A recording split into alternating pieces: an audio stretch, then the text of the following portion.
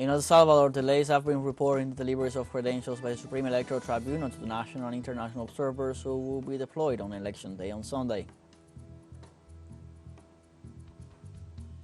In Palestine, Israel bombed a kindergarten in Rafah, southern Gaza, an area that the Zionist authorities displaced thousands of Palestinians, claiming it was safe.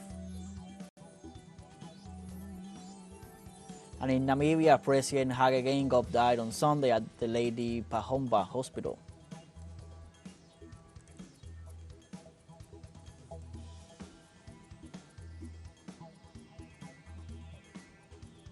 Hello, welcome to From the South. I'm Luis Alberto Matos from the TeleSUR studios in Havana, Cuba. We begin with the news. On Sunday, February 4th, the presidential and legislative elections in El Salvador began in the middle of an exceptional regime and extreme militarization on the streets. The electoral event is marked by the candidacy of current President Nayib Bukele for the New Ideas Party, in spite of the fact that the Salvadorian Constitution expressly prohibits presidential re-election. In this context, social and human rights organizations denounced the existence of a whole series of violations such as indiscriminate jailings, forced disappearances, torture, and arbitrary death under state custody, cruel and inhumane treatment, and criminalization of people in poverty situations. According to the latest polls, including one by Hage Geingob, Bukele will sweep his left and right-wing rivals.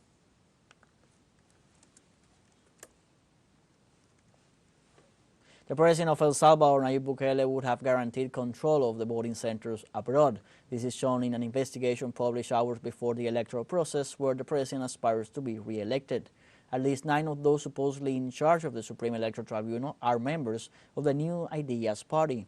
Additionally, the investigation, coordinated by the Salvadoran Media Focus, demonstrates that they received instructions to facilitate a massive vote in favor of Nayib Bukele. Documents from the electoral body itself confirm this, as well as an audio where the Presidential Commissioner Carolina Recinos and her husband Efrem Bernal, ambassador in Italy, instruct the militants to defend the vote. In the midst of this scenario, national and international observers that will be deployed during this Sunday's election day in El Salvador report delays in the delivery of their credentials by the Supreme Electoral Tribunal, and they are not the only ones. The political parties, the members of the municipal electoral boards, and the voting boards also accuse delays. 2,396 national observers and 658 international observers sent their applications to the Supreme Electoral Tribunal. In several cases, in spite of having obtained the accreditation request code, up to Saturday night they had not received their documentation. The magistrate of the electoral body, Noel Orellana, blamed the parties for the delay in sending their lists.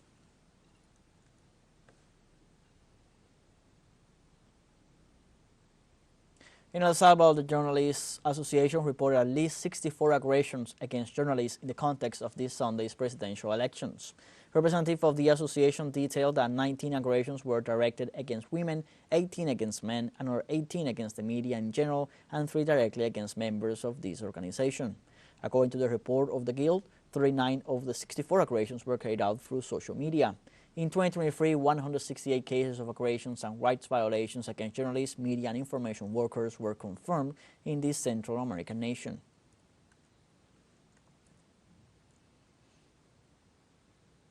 In Haiti, the opposition party committed to development and several organizations from various fields are starting this Sunday actions to demand the resignation of Prime Minister Ariel Henry. The objective they are pursuing is for the Prime Minister to resign before February 7th after the end of his term of office. The main action of force will take place this Monday, February 5th. For that date, they are calling for a forceful demonstration in Port-au-Prince, the capital of the country. They reject the irresponsible and unsupportive attitude of the government in the face of the unprecedented wave of violence that the country is experiencing. According to data from the United Nations, in less than 4 weeks of 2024, violence has increased by more than 8%.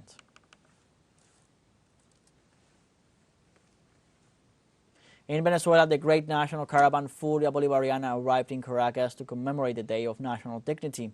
Thousands of citizens from different states took part in the Great National Caravan to commemorate the 32 years of the rebellion of February 4th, 1992, under the slogan Nos vamos pa Caracas.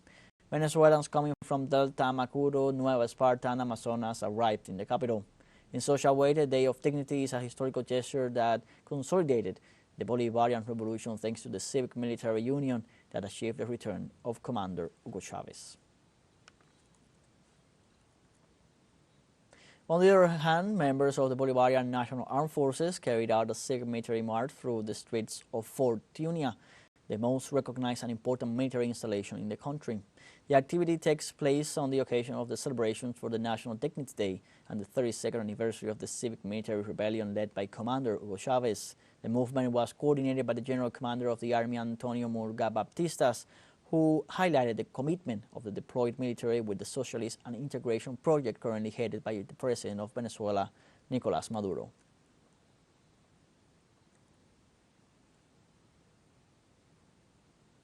In Bolivia, the 22nd Band Festival started in the city of Oruro. On Saturday, the celebration of the Festival Bands of Oruro of 2024 began, which counts with the participation of thousands of visitors from different parts of the country and the world. Before the beginning of the festival, there was a religious act in honor of the Virgin of the Socavón, considered the patron saint of the national folklore. This festival hosts an estimated 5,000 musicians, men and women, who will perform international, national, and traditional Bolivian music.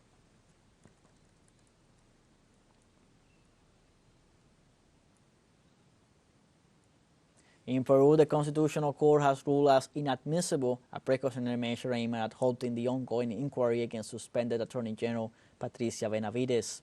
The court decided not to grant the appeal filed by Benavides for the National Board of Justice did not violate public ministry's obligations by opening investigations against the former Attorney General for her alleged involvement with a criminal organization, influence peddling, and cover-up. The court also said that a second appeal filed by Patricia Benavides against the National Board for allegedly advancing an opinion in her case has yet to be resolved. However, the Constitutional Court added that the General Prosecutor will continue to be suspended regardless of the ruling.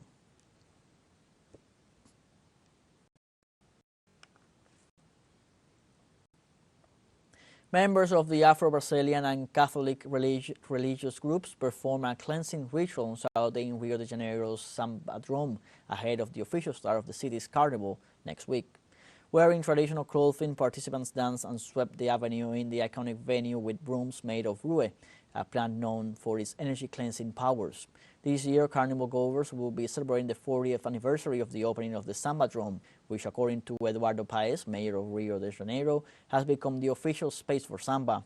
Rio de Janeiro's carnival will kick off on Friday with the city's Samba School Special Group parade making its way through the Sambadrome on February 11th and the 12th.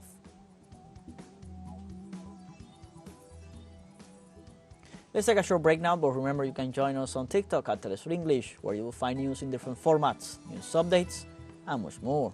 Other stories coming up. Stay with us.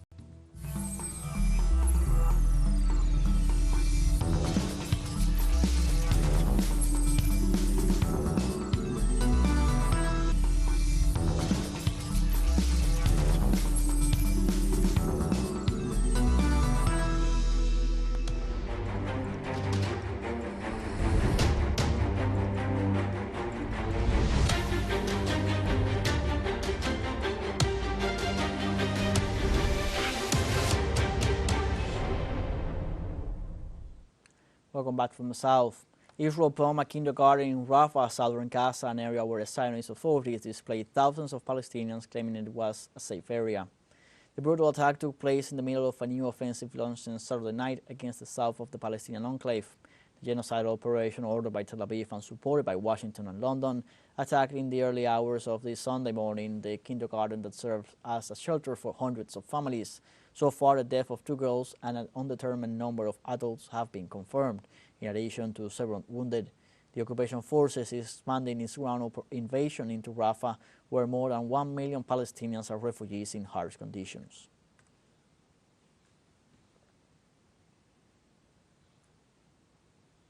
From October 2023 to date, Israel has kidnapped more than 6,500 Palestinian citizens in the West Bank. This was confirmed by the Palestinian Prisoners Club. The organization also points out that the figure includes hundreds of minors and women. The Palestinian Prisoners Club recorded the list of crimes that the Zionist occupation perpetrated against the detainees: physical torture, cruel and degrading treatment, beatings, their use as human shields, and psychological torture with threats of shooting and rape, are some of the indicators of the exponential increase in violence. Official data show that 2023 closed with 8,800 Palestinians held in Israeli prisons.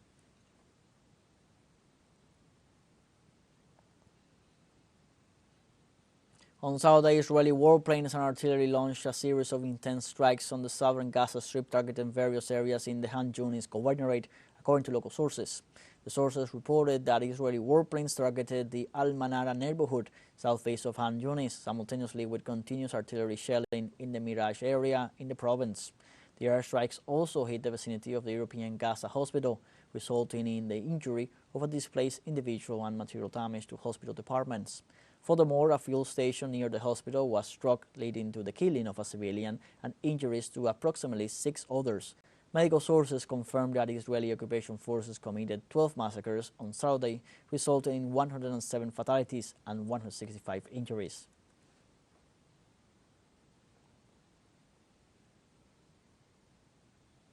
The Palestinian Red Crescent denounced the attacks of the Israeli occupation forces against its headquarters building near the Al-Amal hospital.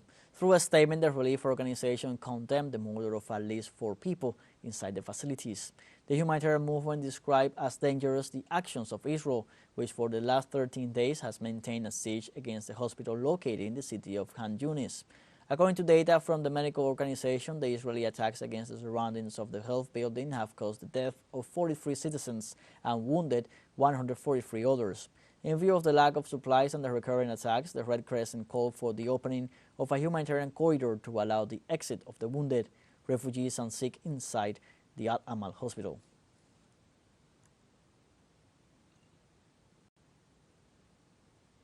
Displaced Palestinians in Rafah demand a ceasefire and an end to the war, stressing that they want to return to their hometowns even if they find their houses reduced to rubble.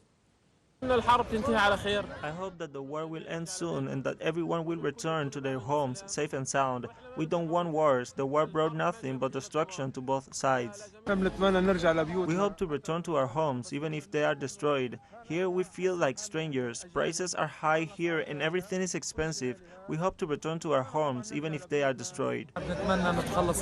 We hope that this war ends because we are exhausted. We demand that politicians reach a ceasefire so that we can return to our homes. Life is difficult here, and we are not accustomed to this. We are helpless civilians. Why are they bombing everyone? In Yemen, Houthi authorities reported that the United States and the United Kingdom carried out over 50 attacks in 6 provinces of the country. Defense Ministry spokesman Yahya Sari said that the attacks were reported especially in places such as Sana'a, the country's capital, and in the cities of Taiz and Hodeidah. According to the spokesman, 48 attacks have been reported, 13 of them in Sana'a, 11 in Taiz, 9 in Hodeidah, 7 in Al-Baida and Haya, and 1 in Sada. The spokesman confirmed no casualties as a result of these bombings. Sari also confirmed that these aggressions will not have a deterrent effect, and Yemen will continue their operations in support of the Palestinian cause.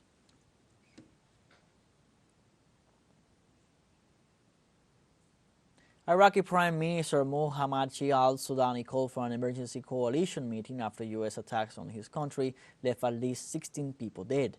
The Prime Minister also decreed general mourning in all departments and institutions for 3 days. In view of the violation of national sovereignty, al-Sudani denounced the U.S. aggression and ratified that his country will not be used as a stage for settling scores between opposing nations.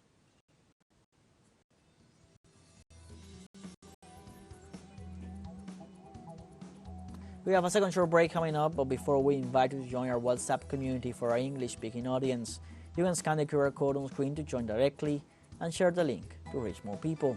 Constant news coverage of Latin America and the Caribbean as well as the rest of the world. Stay connected and informed with TeleSUR. For a short break, don't go away.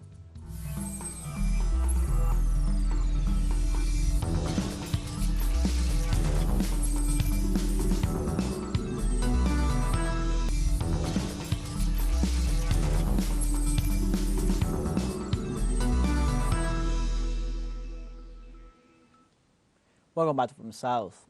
In Namibia, the president Hage Geingob died on Sunday at the Lady Pahomba Hospital located in Windhoek, the capital.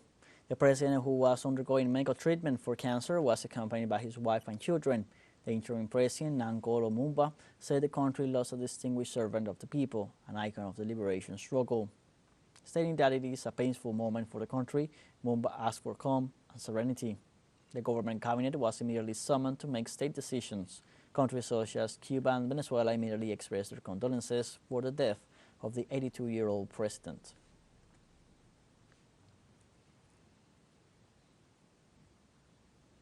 In Russia, the Ukrainian attack on the city of Lysychansk killed 28 people and wounded more than 10 others. Local authorities confirmed that among the victims there was a child. The head of the Luhansk People's Republic, Leonid Pasensky, reported that at least 40 people could still be under the rubble. The attack took place on Saturday against a bakery using the HIMARS multiple missile launcher system, manufactured and supplied by the United States. Lysychansk is located near the front line. While leaving town, the Ukrainian troops destroyed part of its infrastructure.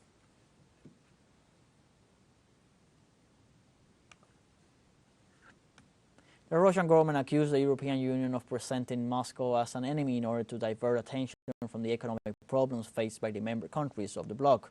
The spokesman of the Russian presidency, Dmitry Peskov, warned that the release of 50 billion euros in aid to Ukraine is significant, considering the economic crisis of the member countries of the multilateral mechanism. The Kremlin spokesman detailed that one of the strongest economies, Germany, has lost its attractiveness and competitiveness edge, so that Europe seeks to divert the public's attention to a common enemy, pointing its side against Moscow. In this regard, the spokesman explained that the countries of the European bloc must continue to model a tangible enemy in order to justify and increase the expenses in support of Kiev.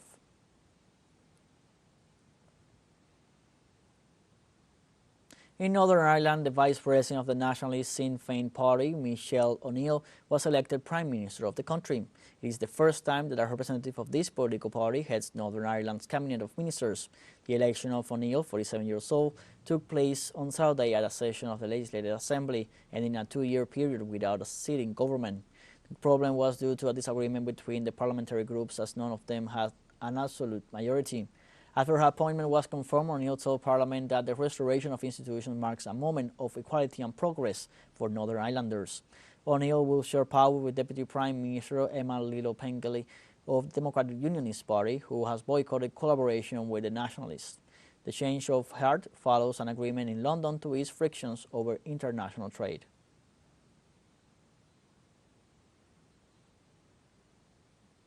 Speaking outside the Parliament chambers on Saturday, Democratic Unionist Party leader Jeffrey Donaldson said it had been a challenging journey these past 2 years. Pleased to be here this morning in our Parliament buildings here at Stormont for the restoration of our Northern Ireland Assembly and Executive. It's been a challenging journey these past 2 years, but I believe that my party has delivered what many said we couldn't. We've brought about change that many said was not possible. And I believe that today is a good day for Northern Ireland, a day when once again our place in the United Kingdom and its internal market is respected and protected in our law and restored for all our people to enjoy the benefits of our membership of the Union.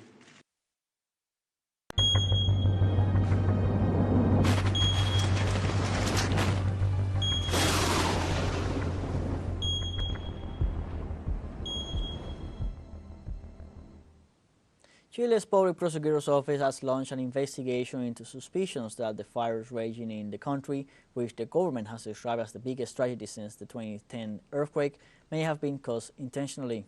The warning voice came from the superintendent of the Valparaiso Fire Department, Juan Paredes, who affirmed, based on his experience, that the fire is intentional. The expert assured that areas have been burned that should not have been affected, taking into account the history of fires that have been registered in the area. The Environmental Crimes Brigade of the Investigation Police is preparing to explore the 4 zones where the fires are presumed to have started.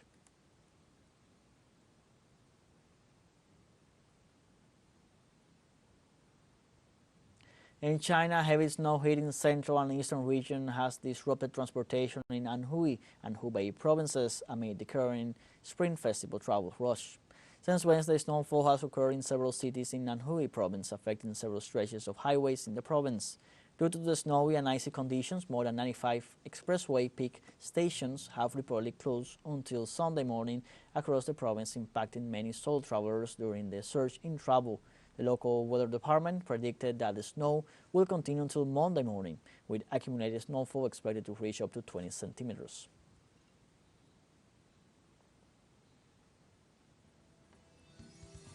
We have come to the end of this news brief. You can find these and many other stories on our website at telesurenglish.net. Also join us on our social media on Facebook, X, Instagram, Telegram, and TikTok. For TeleSUR English, I'm Luis Alberto Matos. Thank you for watching.